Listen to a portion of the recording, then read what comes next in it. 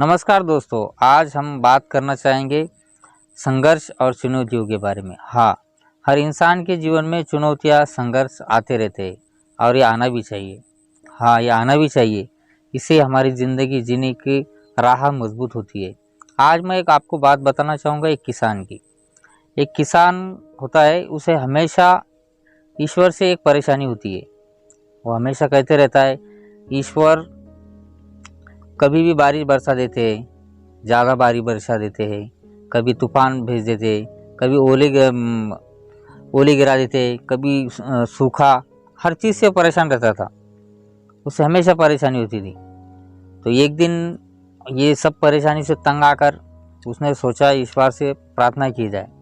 तो उन्हें एक दिन ईश्वर से प्रार्थना की कि ईश्वर, ये जो भी मौसम है ये एक साल के वास्ते मेरे हाथ में दे जाए, ये जैसा मैं चाहूँ वैसा ही हो। तो उसकी प्रार्थना ईश्वर ने सुन ली।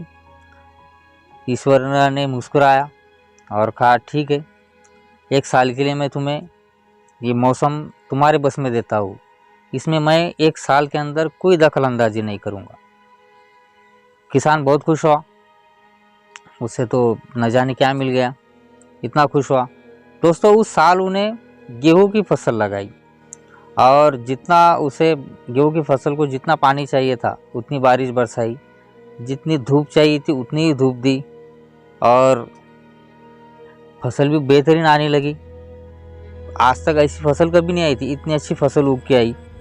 जितना उसे लगता था, जितना पानी और धूप जितनी चाहिए थी फसल को उतनी दे दिया उसने। फसल भी बेहतरीन, और पहले आज तक कभी फसल ऐसी नहीं आई थी, इतनी अच्छी फसल आई।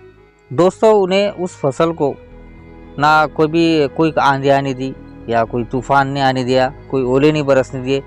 अब बिल्कुल जब पौधों को पानी लगा तभी पानी दिया, फसल अच्छी आने लगी, लहराने लगी। तो वो दोस्तों भगवान से कहने लगा, ईश्वर से कहने लगा कि देखो ईश्वर, देखो भगवान जी, आप ये कितनी अच्छी फसल उग चुकी है, जितना लगता है उतना ही मैंने दिया। आपको खेती करना आती नहीं, आपको खेती करना बिल्कुल नहीं आती।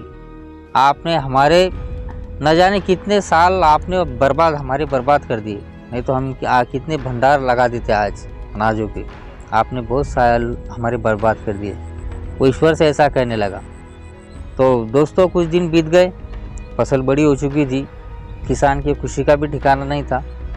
तो फसल बड़ी होने के बाद जब काटने का समय आया फसल को, तो किसान खुशी खुशी होकर फसल काटने गया। तभी फसल काटते वक्त दोस्तों वो अपने छाती पर हाथ रख के नीचे बैठ गया, क्योंकि दोस्तों जो उन्हें एक साल के अंदर जो फसल उगाई थी, उस गेहूं की बाली में एक भी दाना नहीं था। हाँ, एक भी दाना नहीं था उस गेहूं की बाली में। वो देख के परेशान हो गया, ईश्वर से कहने लगा कि ये ईश्वर, ऐसे क्या हो गया, हर चीज़ इसे सही समय पर दी गई, लेकिन इसमें गेहूं का एक भी दाना नहीं, पूरी बालियाँ खोखली है, बिल्कुल भी दाना नहीं। तो ईश्वर ने कहा, ये ऐसा होना ही था, क्योंकि तूने उस गेहूं को जब चाहा जब पानी दिया, जब चाहा जब धूप दिया, लेकिन उसे संघर्ष नहीं करने दिया। हाँ, संघर्ष नहीं करने दिया।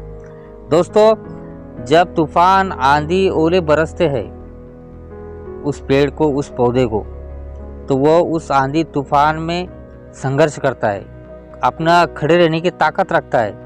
तब उसके अंदर बल और ऊर्जा जाके निर्माण होती है। सिर्फ धूप और पानी देने से फसल नहीं होती।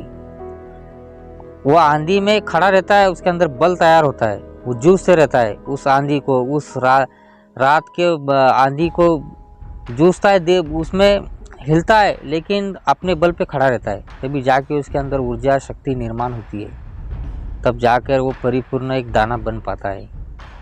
तो दोस्तों, यही हकीकत हमारी ज़िंदगी की होती है। हाँ, ये हकीकत हमारी ज़िंदगी की होती है। हमें जब तक कोई संघर्ष नहीं होगा या कोई परेशानी या कोई चुनौती हमारी ज़िंदगी में नहीं आएंगी, तो हमें उसका, ये ज़िंदगी का मोल नहीं होगा। अगर कोई चीज़ हमें अचानक ही हासिल हुई तो उसका हमें मोल नहीं होता है। कोई पैसा अगर हमें अचानक सा मिल गया तो हम उसे क्या करेंगे, खर्चा करने को या लुटाने को भी आगे पीछे नहीं सोचेंगे, उसमें दिल कतराएगा, बिल्कुल नहीं, आदमी डरता नहीं, लेकिन अगर वही चीज़ संघर्ष और मेहनत से आप कमाओ तो आप एक एक पाई पाई खर्च करने के टाइम याद रखोगे, दिल टूटेगा आपका। तो यही होता है दोस्तों, संघर्ष और चुनौतियाँ ज़िंदगी में आना चाहिए। संघर्ष और चुनौती ज़िंदगी का वो हिस्सा है जिससे ज़िंदगी, मानव रूपी ज़िंदगी को तलवार की धार आती है। जिस तरह तलवार में धार होती है, वैसी ही धार इंसान की ज़िंदगी में आती है इस संघर्ष और चुनौतियों की वजह से।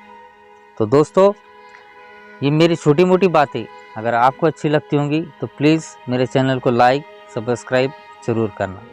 धन्यवाद।